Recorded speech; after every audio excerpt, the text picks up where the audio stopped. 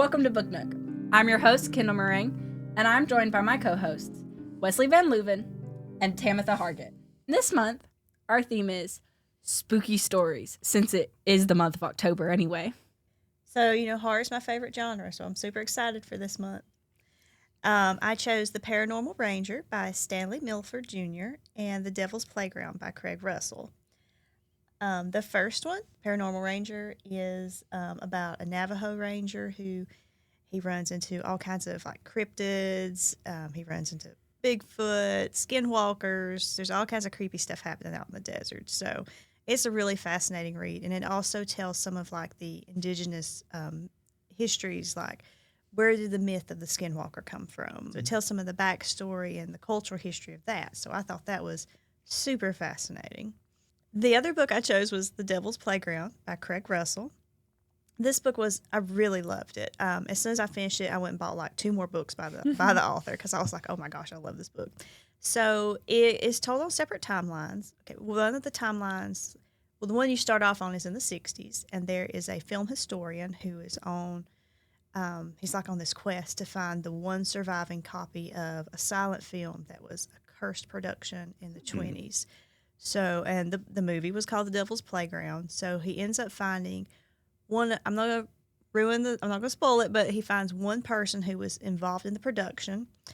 And so it switches back and forth to the timeline between him and Mary. So Mary was the studio fixer back in the 20s. They start filming The Devil's Playground. All kinds of weird things start happening, which leads to the rumor that there's a curse. There's a curse when they start filming this movie. And so there's all these freak accidents, mysterious deaths. The opening of her story is when she actually goes to check on one of the actresses that they haven't heard from, and they find that she has been murdered in her Hollywood mansion. So it just sets off this whole series of weird events, and it's okay, is there something sinister going on here, or is there actually a curse on this film? So it was very captivating. I really enjoyed the book. And everyone dies. Dun, dun, dun. So he did find that one surviving man. No, I'm just kidding. Just spoils the ending. If you have to rate the stories on a scale of 1 to 10, where would you rate them? Well, obviously, The Devil's Playground, I'm going to give a 10 because, like I said, when I finished it, I was immediately like, what else did this guy write? I need more of his books. The Paranormal Ranger, I'm still going to give it a 7 maybe. It's fun. It's good. It has a little bit kind of the cheesiness of when you watch those History Channel shows, that talk about, Bigfoot and everything. So it kind of has that little bit of a vibe But it's still very enjoyable. And I do love the historical context of learning about the Navajo culture. So that part is definitely great. Hate horror books. Choose not to listen to them. Personally, I love them. Yeah, but you're weird. So. This is true. So are you. I'm aware. If both of us are weird, what does that make you? Normal. No, I'm just a different type of weird. If you had to pick a book that you would definitely recommend for the spooky season, it doesn't have to be one of the 2 books that you've read, but if you had to pick any book for the spooky season, what book would it be? Oh my goodness. Buffering. Hang on. I'm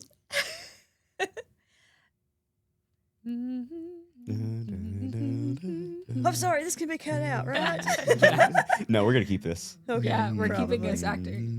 Okay, so this book is not exactly a super scary horror book, but it's one that's very enjoyable. It's almost like a cozy Halloween book. It's called From the Dust Returned by Ray Bradbury.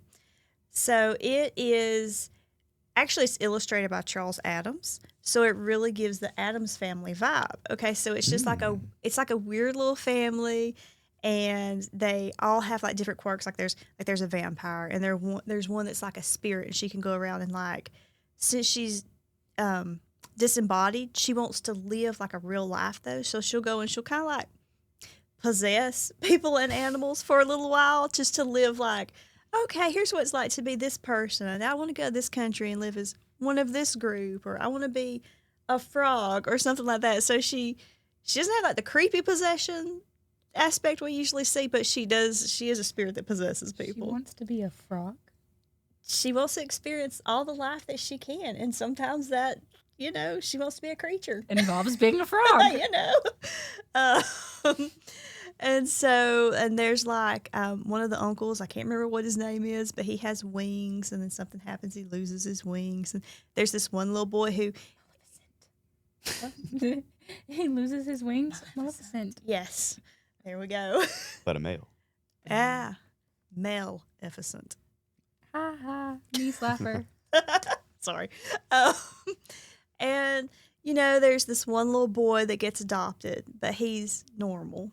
But it's okay. We love you anyway. We still welcome you to this family, even though you don't have any of our special powers, or, you're not a vampire like Uncle so-and-so, and you can't, you don't like possess people like your cousin. And it's just, it's almost broke up into like a series of short stories. So you can kind of read them individually, but they do all like link together, as in like, this is the story of the whole family. And then this is the story of each individual family member with that one little thread weaving through the whole book. It's really good. So it's like a story of acceptance and all as well. It is. It's very cool. Nice. We always love a good old-fashioned story that involves that.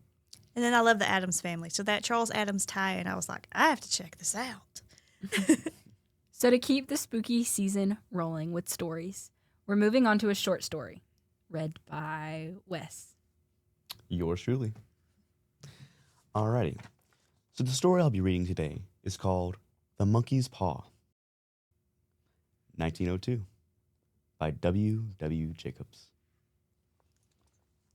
The story starts out in a small parlor in Lambertum Villa. The blinds were drawn and a fire burned brightly.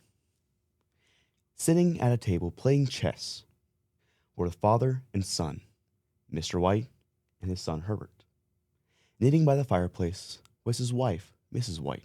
The story follows as a soldier, Sergeant Major Morris, walks in the door, greeting the family and sitting down by the fire to tell them and regale the family of the stories of his time in India. As they were sitting down talking, Mr. White asks and inquires Sergeant Major Morris about this supposed monkey's paw he had sent letters about in the mail. Sergeant Major Morris very abruptly stops him.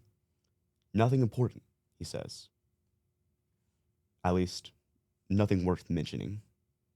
The family, then leaning in, do tell, they ask. The sergeant major reaches into his pocket and pulls out a mummified monkey's paw wrapped in some cloth. Presenting it to the family, he says, just an ordinary monkey's paw with what you might call magic. The family, all curious, lean in even further, inquiring more from him. Back in India, a very holy man put a spell on this monkey's paw so that he could prove that fate has a way of shining through, and that those who dare interfere with fate will reap sorrow. This spell consists of allowing 3 separate men wish for 3 separate wishes each. Well, what about the first wish? I said that wrong. Oh, what about the first thing? Thank you. I personally like when you go, what about the first wish, man? Man. The first wish, man. Look at that. First wish. There's still a modern retailer. I'm Yeah, that already. would be modern retail. Yeah, modern That'd retail. be Yeah. fun. Well, man, what about that first wish? A little, Especially if you put my accent in there, it's going to be put worse. some southern accent in there. People in the trailer park going, look, I found this monkey paw. Look at here, I got this monkey paw right here for y'all. What'd you say was the guy? What do you call that guy who put magic on this? All right. composed. Okay. The first man had made his wishes. Well, what were they? Said Mr. White. The soldier, Sergeant Major Morris, shook his head, very somberly holding his glass of wine in hand. The first two, I have no idea what he wished for. But the third wish, I know, was for death. He took a sip of his glass and set it down, shaking hands. That's how I ended up with a paw. Mr. White, looking at the paw, then asked, well, what are you going to do with it now? The soldier, holding it in his hand, tosses it into the fire and lets it burn. Mr. White stoops down and scoops it out of the fire before it can burn. The soldier, Sergeant Major Morris, looks at Mr. White. It's best to let it burn, if you would be a sensible man, that is. Mr. White, it's useless to you. Why not let me have it? Let me get some use out of it. The soldier, I won't. But if you wish to use it, that's on you. Don't come blaming me for what comes. Mr. White, then holding the monkey's paw, as almost enchanted by what he sees. Miss White asks, well, what are you going to wish for? I'm not entirely sure, he says. How do you wish? He asked Sergeant Major Morris. Sergeant Major Morris replies, you hold it in your right hand, hold it up, and wish aloud what it is you desire. Holding it up, the soldier, very timidly, places his hand on Mr. White's arm, lowering it. I beg you not to. Mr. White, then inspecting it a little more, places it into his pocket, and they go out and they eat dinner. The monkey's paw being partly forgotten as they eat dinner, Sergeant Major Morris regales them with more of his tales of a second round of his time in India. After dinner, just as Sergeant Major Morris had left the house, just as the door had closed, Miss White asked Mr. White, well, you gonna use your wish? He takes out of his pocket the monkey's paw once more and looks at it curiously. To be honest, I don't know what to wish for. I mean, I have everything I need and want right here. Herbert, their son, why don't you wish for 200 pounds? That should be enough to pay off the house. Miss White, that's a great wish. Why not wish for that? Mr. White, thinking about it, holds up the paw. I wish for 200 pounds. Nothing. All of a sudden, a finger curls and twists inwards. Mr. White drops the paw. Nothing. They look around and wait. No money. Herbert says, must have been just some hoax, just like all the other stories of Sergeant Major Morris. They pay no mind to it, and Herbert goes to the paw and picks it up and places it on the counter. Why did you drop it? I swear the finger moved. Miss White stops him. You must have thought and been seeing things. Thought not, he says. I know what I saw. Whatever you say, husband.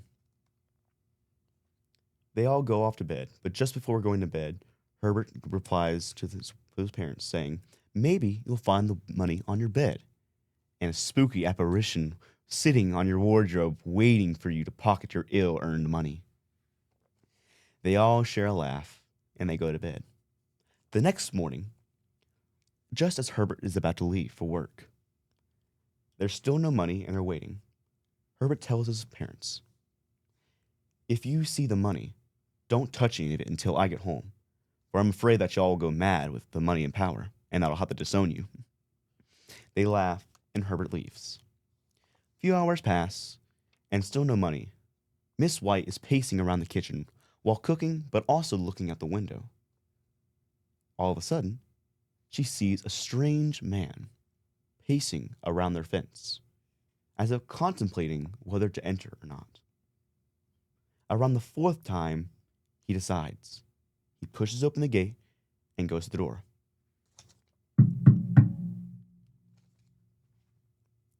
Miss White runs to the door, taking off her apron and putting it to the side.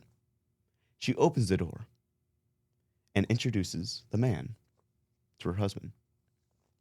The man is a man. The man is a man. You just kind of re-go back that. This man is a man. This man is a man. Let me just go back. We should have been recording earlier. Yes. Wonderful read through at the beginning. It was It's great. because I'm being filmed. Man, sorry. pressure. No, it's actually Steven. Steven's fault. Yeah, it's Steven's fault. Steven making you nervous. Yeah. Steven needs to make an appearance because they'll think we're He just does. talking about the camera. That's like, true. There's something over here. All right, let me go back a little bit.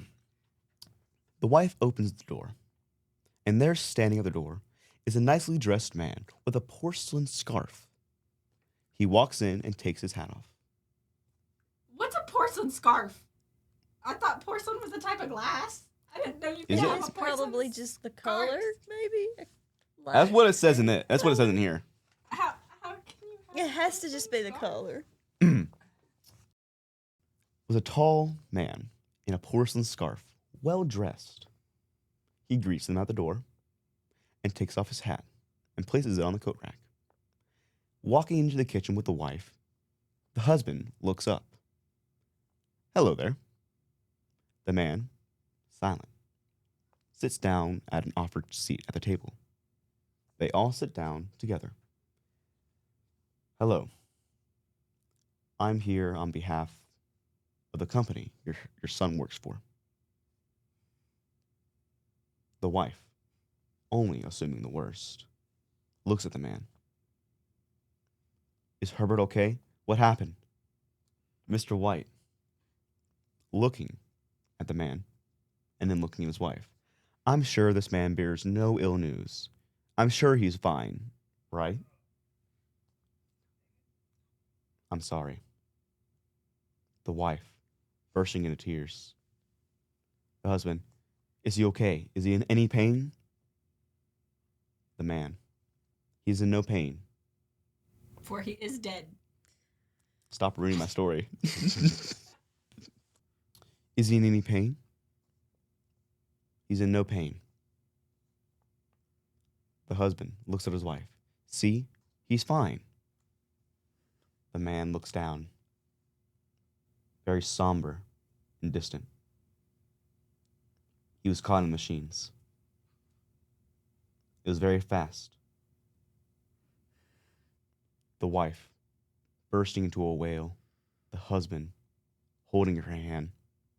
The man tells him that he's there on behalf of the company, for the company takes no liability for what had happened.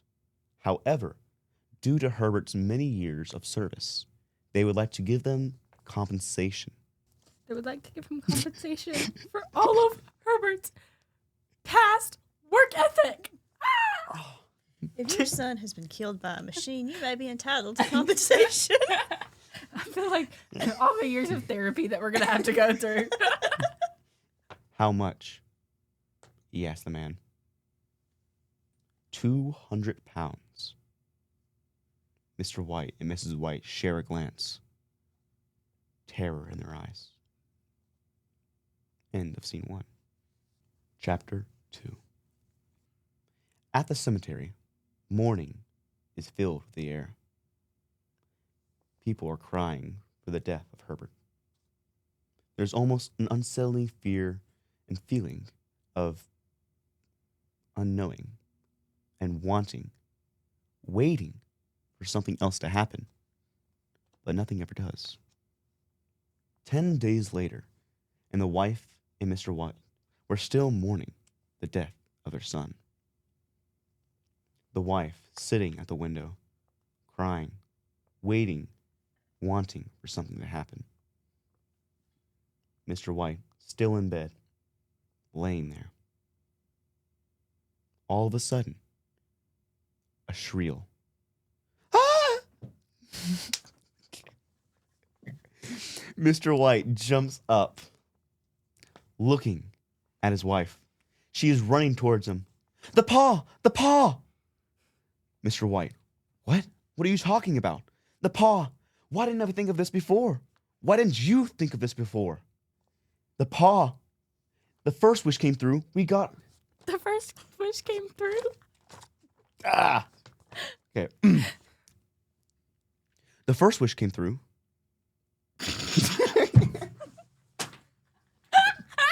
It came true. It Okay, came true. the it came first true. wish came true. First Why wish came shouldn't the true. second? True. Okay, yeah. The first wish came true. Why can't the second? The man, Mr. White, looked at his wife. Do you know what would happen? What happened with Herbert from the first wish? Why would we wish a second wish upon ourselves? Sergeant Major Morris was right. This paw is no good. The wife grabs him by the shoulders, gets him out of bed, and urges him towards the door. Grab the paw. Make a wish. Wish our son alive again. Do you know what you're asking me to do? The person who we ask alive may not even be our son anymore, or we may not even recognize him anymore. I don't care. Wish. Get the paw. Wish. She pushes him forward, and he goes down to the cellar to grab the paw. He fumbles around and finds the paw right on the counter where his son Herbert had left it there 10 days earlier. He grabs it, looking at it, an ominous aura surrounding her. He grabs it and pockets it and takes it up to his room where his wife was waiting. My son, my boy, you'll be home soon. He looks at his wife, almost doesn't recognize her, a slight fear of her. He grabs the paw from his pocket and looks at it. There it is. Hurry, make the wish. Bring our son home, please. He takes the paw, raises it in his right hand. I wish my son alive again. Nothing. All of a sudden, a cold, chill breeze wafts through the room. However, all doors are shut and all windows sealed. He drops the paw as the paw starts curling another finger, twisting. He looks at the paw. He takes it and brings it back down to the cellar, leaving it on the fireplace mantle. He walks back up, his wife expectantly looking out the window. Nothing. They wait. Still nothing. Hours pass, and nothing has occurred. The wife, breaking out into tears, goes to bed. The husband, taking a candle, lights it with a match, and walks around the house doing one last check. With nothing there, and the candle almost burnt out, he walks up to his room. All of a sudden, there's a knock.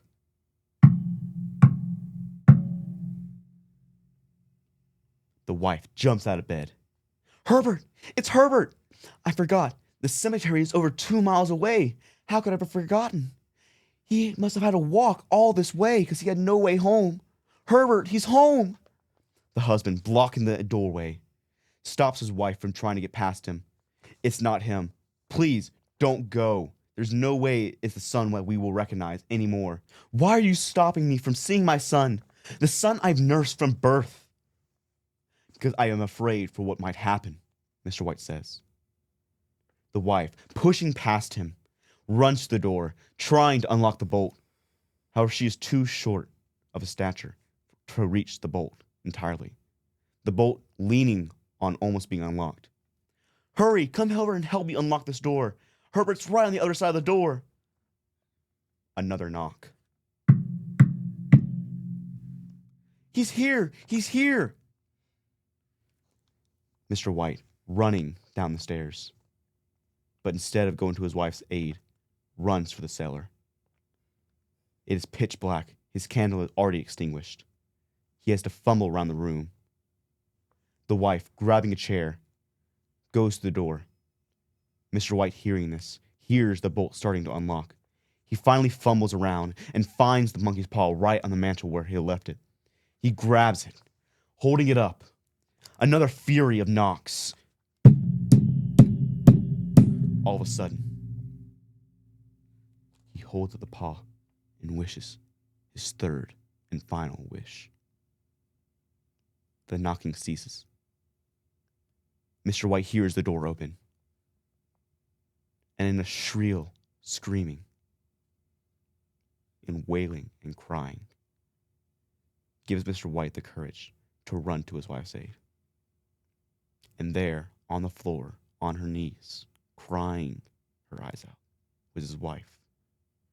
He looks at the open door, and then past the open and single light-lit street. Empty. And then they turn around, and the zombie's behind them and eats their brains. And everyone dies. And everyone dies. Because Because that's the way these stories are supposed to end. Everyone died. Yep. The whole time you were telling the story, you were staring into my soul, and I felt like I couldn't break eye contact with you because...